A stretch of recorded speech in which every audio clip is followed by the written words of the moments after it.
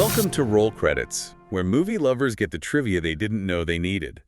This podcast was created with help from AI tools, so double-check any quotes before you drop trivia at your next movie night. Today, we're diving into Mr. Nobody. Did you know the film was shot over several years to capture its different timelines and visual styles? And before we get into it, drop a comment and let us know what movie or show we should cover next, old or new. I am so excited for this one. It's such a wild ride. Oh, it really is. I mean, imagine a single raindrop falling in New York City. That drop hits exactly the wrong spot, smudging the ink on a piece of paper in your hand and, permanently erasing a phone number. Right, just a tiny accident. Exactly. And because of that one smudge, you lose the love of your life. But what if you could zoom out? What if you could see the alternate reality where the raindrop just didn't fall? Or the one where you never even went to New York in the first place. Yeah, exactly.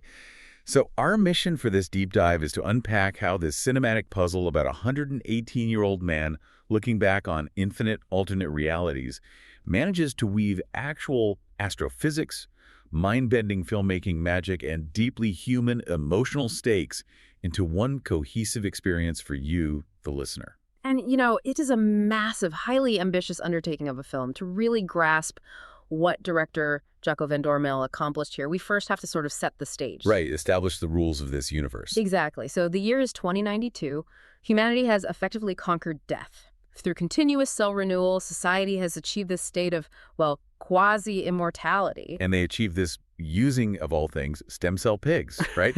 Which, sounds completely absurd at first. It sounds like a joke, yeah. But when you actually look into the science of it, it makes a weird kind of sense. Absolutely does. It's a great example of grounding wild science fiction in real-world biological research. The filmmakers didn't just invent a magical immortality pill out of nowhere. Right, because that's the easy way out. Yeah. In the real world, pigs actually share a remarkable amount of genetic and anatomical similarities with humans. So in this film's universe, they've perfected the use of genetically modified stem cell pigs for, perfect organ harvesting. And cellular regeneration without the human body rejecting it. Precisely. Because of this medical breakthrough, nobody dies of old age anymore, which makes the protagonist of the film, Nemo Nobody, an absolute global spectacle. Right, because he is 118 years old, and he is literally the very last mortal human being on Earth. Yeah, he's actively dying, and this immortal society is just watching him with absolute fascination. It's like he's an ancient artifact in a world that has completely forgotten what it means to age or to grieve. He's being interviewed by a journalist and simultaneously treated by a psychiatrist who's using hypnosis, right? Yes, to help him remember his incredibly long life. But when he starts talking, everything breaks down. It completely falls apart. When Nemo recounts his life, the memories completely contradict each other. He remembers dying in different ways, marrying entirely different women. Living vastly different lives. Right.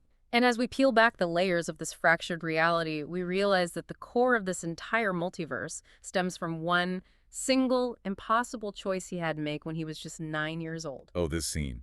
His parents are getting divorced at a train station. Yeah. His mother is getting on a train, and his father is staying on the platform. And this poor, 9-year-old kid has to decide in a split second, does he run and get on the train with his mom, or does he stay behind with his dad? What's fascinating here is that the film uses this heartbreaking moment to explore the concept of analysis paralysis, but scaled up to a cosmic quantum level. Right, because he doesn't just freeze. Exactly. By refusing to choose right away, the 9-year-old Nemo's mind branches out.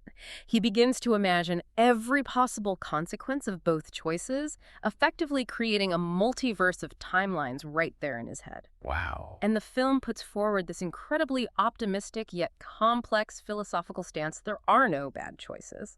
Every single path, no matter how tragic or ordinary, is equally meaningful. Okay, wait, let's unpack this for a second, because trying to comprehend every single path at once sounds completely exhausting. Oh, totally. It's like looking at a single drop of pond water under a microscope. To the naked eye, it's just one simple choice. Yeah. But the second you zoom in, you see an entire universe of microscopic consequences colliding with each other, right? Splitting off into thousands of directions. Yeah. So if Nemo is living out all these wildly different emotional realities simultaneously, how on earth does an actor physically anchor that? And for that matter, how do you, the audience, not just check out of sheer confusion? Well, that was the ultimate challenge for the filmmakers, really. Maintaining that narrative tension without giving the audience absolute whiplash. Which they could have easily done. Oh, for sure. But they solved it through this rigorous visual design. To keep you from getting hopelessly lost in Nemo's branching realities, they essentially color-coded the multiverse. Yes, I noticed that. The film focuses heavily on three main love interests that Nemo meets across these different timelines. And each woman represents a specific thematic path anchored by a specific color palette. The visual tone shifts wildly depending on who he's with. Yeah. It almost operates like a giant cinematic mood ring. That's a perfect way to describe it. Let's look at Jean, for example. Whenever Nemo is in a timeline where he ends up with Jean, everything is just drenched in yellow. Okay, so what does yellow mean here? Yellow, in the context of this film, represents material wealth and prosperity. So in this timeline, Nemo achieves incredible financial success. He has the luxury pool, the massive house, the high societal status. But he's not exactly happy, is he? Not at all. The tragic irony is that beneath that warm golden veneer, there is a profound emotional emptiness. He is endlessly chasing material goods to fill a void because he never actually found true love. Wow. And then we have Elise, and her timelines are absolutely saturated in blue. Right. Blue represents sadness, depression, and despair. In the timeline where Nemo stays with his father, he eventually marries Elise. And he loves her deeply. He does, but she is still in love with someone else, and she suffers from this crippling, borderline paralyzing depression. It's a life filled with unconditional love on his end, but profound sorrow and emotional instability on hers. That's heartbreaking. And finally, there's Anna. Her timelines are defined by the color red, right? Yes, red symbolizes passion and true romantic love. It is the purest connection in the film, but because it burns so bright, it's also fraught with chaotic separations and really intense heartbreak. And navigating all of these colored timelines is our constant Nemo nobody, played by Jared Leto. Yes, and what a performance. I was reading about the casting process, and director Jacco Van Dormael essentially hired Leto because he needed a chameleon. Van Dormael had seen Leto in Fight Club and Panic Room, and he literally didn't realize it was the same actor. That is wild. Right. Leto has to play 9 different versions of Nemo in this film. He had to change his walk, his breathing, the entire cadence of his voice, depending on which colored timeline he was in. His commitment to the physical differences of those 9 versions is just staggering. I mean, it is not just a matter of changing a costume or, adding some aging makeup. No, not at all. Leto established a completely different internal rhythm for each version of Nemo, and he took it to an extreme for the 118-year-old iteration. Wait, how so? Well, to get that raspy, ancient voice, he didn't rely on digital pitch shifting in post-production. Right, because a microphone picks up the microtremors of genuine strain. You can't fake the sound of truly damaged vocal cords with a computer. It just sounds artificial. Exactly. So Leto literally spent hours every night screaming his lungs out to organically destroy his vocal cords for the shoot. Oh my gosh. Yeah, he actually joked that he might have ruined his singing voice forever just to nail the authenticity of that performance. That is insane dedication. And he wasn't the only one pushing boundaries. Sarah Polley, who plays Elise the wife battling severe depression, was asked by Van Dormael if she could realistically cry in a bed for 2 weeks straight for her scenes. For 2 whole weeks. And she pulled it off without actually destroying her own mental health, which is incredible. Oh, yeah. She confidently told him yes, promising she could simulate the devastation without actually absorbing it.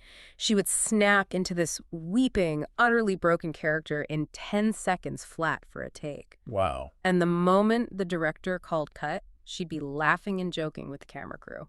Which, brings up a great point about the camera crew. The physical filmmaking itself adapts to the psychology of these characters, doesn't it? Yes, it really does. And this is where the visual grammar of the film is so brilliant. The camera work actually manipulates your mirror neurons. Wait, mirror neurons. Explain that for the listener. It's the part of your brain that makes you feel what you are seeing. So when we are in the blue timeline with Elise, the camera is handheld.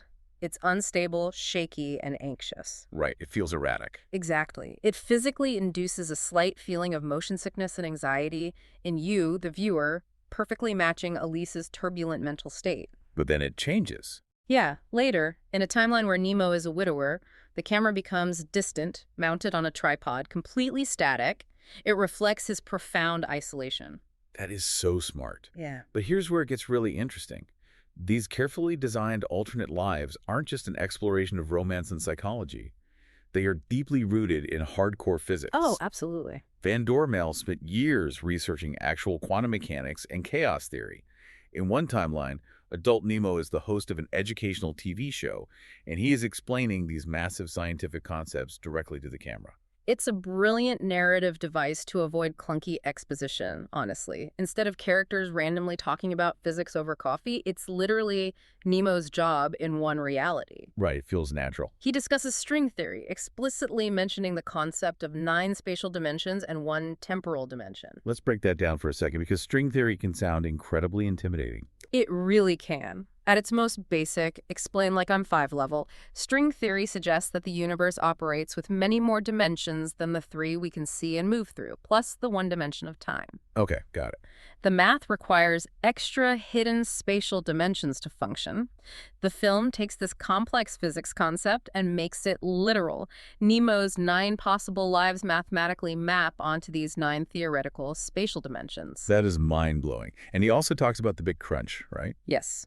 The Big Crunch is a theoretical scenario where the universe, which is currently expanding outward from the Big Bang, eventually reaches its maximum limit. And then what happens? Gravity takes over, the expansion stops, and everything begins to collapse back in on itself. And theoretically, if space begins to contract, time might begin to reverse. Which plays a massive role in the film's climax.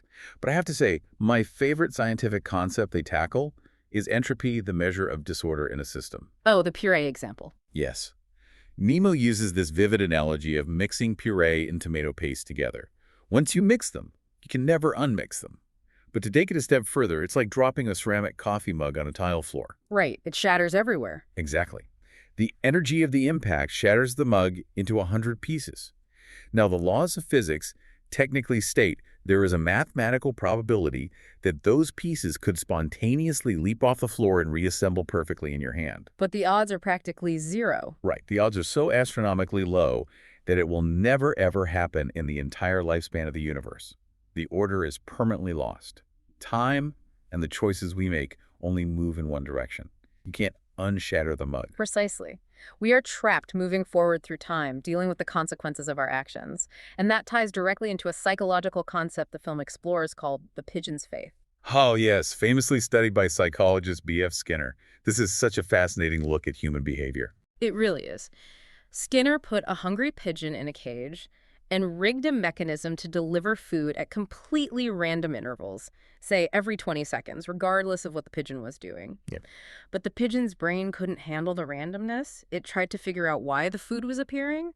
If the pigeon happened to be flapping its wings when the food dropped, it began to believe that flapping its wings caused the food to appear. So it just kept doing it. Yeah. It would start flapping obsessively, trying to control the uncontrollable. And the film uses this as a direct critique of us.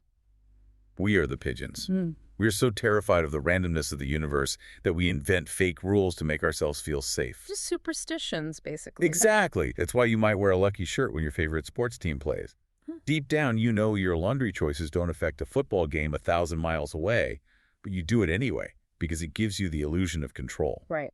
We desperately want to believe our actions have direct, predictable outcomes. We want a neat, linear cause and effect reality. Which brings us to the ultimate disruption of that neat reality chaos theory, and specifically Lorentz curves. Which is just a mathematical way of mapping how tiny microscopic changes in a system create completely unpredictable looping outcomes down the line. It's the famous butterfly effect. Exactly. And the film visualizes this better than almost anything I've ever seen. Oh, definitely. Walk us through that sequence. Okay, so it's this breathtaking chain reaction. A Brazilian worker gets fired from a denim factory, and he gets fired because Nemo, on the complete opposite side of the world, chose to buy cheaper mass-produced jeans. The invisible connection. Right. So this unemployed, severely depressed worker is at home boiling an egg. He gets distracted, the water boils over, and the steam from that pot alters the microclimate in his kitchen just enough to push a weather pattern slightly off course. And that ripples outward. Yes. It eventually causes a single raindrop to form thousands of miles away in New York City. That single raindrop falls right onto a piece of paper in Nemo's hand, smudging the ink and permanently erasing Anna's phone number. And that one tiny drop of water changes the entire trajectory of his life forever. It's just wild. It's a stunning visualization of sensitive dependence on initial conditions. I mean, a tiny, seemingly insignificant input, a boiling egg, creates a massive life-altering output. But listen, if we are so hypersensitive to initial conditions, like if a guy boiling an egg in Brazil can ruin your love life in New York, it brings up a terrifying thought. Which is? Do we actually have any free will? Or are we just ping-ponging around entirely at the mercy of chaotic Lorenz curves and random chance? This raises such an important question, and it's the exact philosophical tension the film wants you to sit with. Are we the architects of our destiny, or just pigeons flapping our wings in the dark? It's heavy stuff. It is, and to capture that overwhelming sense of cosmic chaos and intricate science, the actual production of the film had to mirror that complexity. You don't build a believable multiverse easily. You are not kidding. I mean, it took Jaco van Dormael a full decade to bring Mr. Nobody to life. 6 years just to write the script. 6 months of principal photography, and then another 1.5 years of post-production editing and sound design. And it was an incredibly unusual production model, too. It was a massive international co-production between Belgium, Canada, France, and Germany. So they were constantly moving around. Yeah, they essentially had different countries pretending to be each other, Belgium doubling for England, Germany standing in for futuristic Canada, and they did this with a budget of 33 million euros. Which is exceptionally high for an experimental, non-linear indie film. It really is. But you see every single euro on the screen. Yeah. The visual storytelling is next level. We have to talk about the VFX supervisor, Louis Moron. Oh, he's incredible. He worked on Eternal Sunshine of the Spotless Mind, so he knows exactly how to build a dreamscape. There are these mind-bending transitions that happen practically. Like the beach scene. Yes. There's a scene where a sterile bank door opens directly onto a bright, windy beach. And in the background of that beach, there are literal helicopters hoisting massive physical slabs of the ocean into place, as if they are constructing reality like a jigsaw puzzle in real time. It is surrealism at its finest. But even more impressive than the digital landscapes are the practical, in-camera tricks they pulled off. There is a specific sequence that visual effects forums still obsess over, often called the impossible mirror shot. Oh, walk us through the mechanics of how they actually achieved that, because it blows my mind every time I see it. Okay, so on screen, you see a character walk towards a bathroom mirror, the camera following from behind. But then the camera appears to track directly into the glass of the mirror. It transitions into a full frontal point of view shot of the character looking back into the lens. It feels like the camera passes right through solid glass without ever capturing its own reflection. It looks like pure digital magic. But it wasn't. To achieve this, they built an incredibly complex physical set. Imagine a completely symmetrical bathroom. Instead of a real mirror on the wall, there is a piece of perfectly transparent glass. Okay, I'm with you. On the other side of that glass, they built an exact, inverted, mirrored replica of the bathroom. They had a body double stand on the near side of the glass with their back to the camera. Oh, wow. Yeah, and the real actor stood on the far side of the glass, facing the camera, mimicking the double's movements perfectly. The camera then simply tracks forward, moves behind the body double, and pushes right up to the transparent glass, capturing the real actor looking back. That is just a painstaking blend of old-school theatrical stagecraft and modern framing. Though it is pretty funny, despite all that meticulous planning and set building, eagle-eyed fans noticed a tiny continuity error. Really? What was it? If you look closely during that sequence, one of the actress's sleeves actually changes color in the reflection because the lighting on the inverted set didn't perfectly match the primary set. Oh, that's hilarious. Right. It's a tiny smudge on an otherwise flawless trick, but it proves that even in a highly controlled cinematic universe, a little bit of chaos always slips in. That little error is almost poetic, given the film's entire thesis on entropy. But to your earlier point about the production timeline taking 10 years, that wasn't a sign of development hell or a troubled shoot. No. No, it was an absolute necessity. Van Dormael intentionally designed the film's nonlinear editing to mimic the actual neurological process of the human brain. Which is so crucial to understanding how to watch this film. Think about how you remember your own life. If I ask you about your childhood, you don't recall things in a perfectly straight chronological line from birth to today. No, of course not. Your brain operates through association.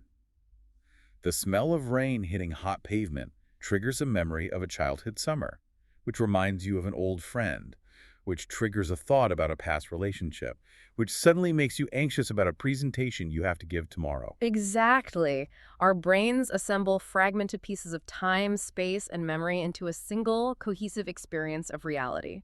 And the film relies on this entirely. It wants you to feel that associative jumping. It wants you to experience Nemo's confusion and revelation as if it were your own. The editing jumps through time and space, just like human consciousness does. So what does this all mean for you, the person sitting on the couch trying to watch it? Did the sheer complexity of jumping through all these timelines and quantum physics concepts alienate audiences? I mean, that's a lot to take in. Because 33 million euros is a massive financial risk for a movie that structurally operates like a human brain having an existential crisis. Initially, yes, it was a sleeper. It took years for it to even secure a proper theatrical release in some markets. That's a shame. But that sheer, unapologetic ambition is exactly why it slowly built a devoted following. Mr. Nobody is not a passive viewing experience. It refuses to spoon-feed you. It really makes you work for it. It does. It demands that you actively engage with the material, sorting the timelines, decoding the colors, and feeling the overwhelming weight of Nemo's choices alongside him. It really respects the intelligence of its audience. It asks you to put in the work. Yeah.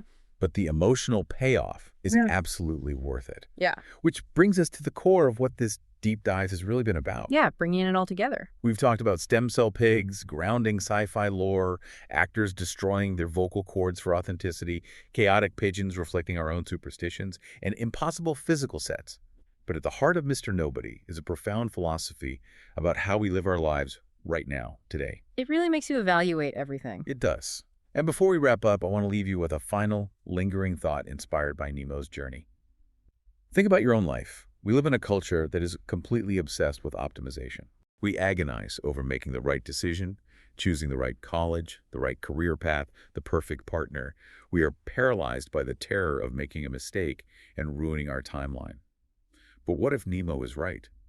In a universe of infinite branching possibilities, what if the greatest freedom isn't found in the choices we finally lock into, but in the infinite shimmering potential of the choices we haven't made yet? That's a beautiful way to look at it. If every single path, the tragic ones, the boring ones, the beautiful ones, holds equal meaning and is worth living, then maybe the crushing pressure to live a perfect life is just an illusion.